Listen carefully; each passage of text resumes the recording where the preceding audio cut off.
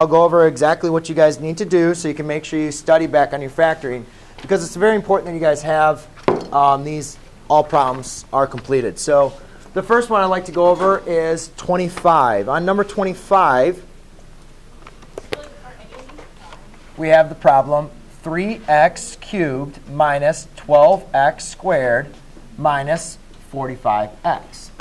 So what we want to do for this problem, remember, ladies and gentlemen, when I ask you to factor something, that means I want you to write it as a product of its factors, right? So all we're going to do is we're going to try to convert this down to a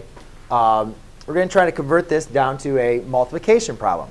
So the first thing you always want to do is look at what can you divide out, because division is the opposite of multiplication, right? If you divide something out, then you're writing it as a multiplication problem.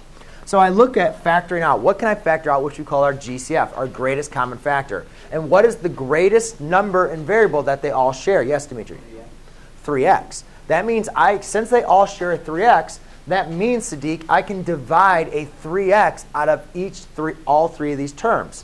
So when I divide a 3x out of each one of these terms, what we like to say, factor out, what you're left with, 3x cubed divided by 3x is x squared minus 4x, and then minus 15.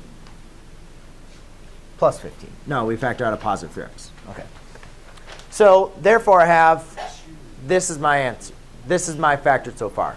Now, a lot of times we want to see, can you factor this further, right? Is this factored? Yes, this is a product of its two factors.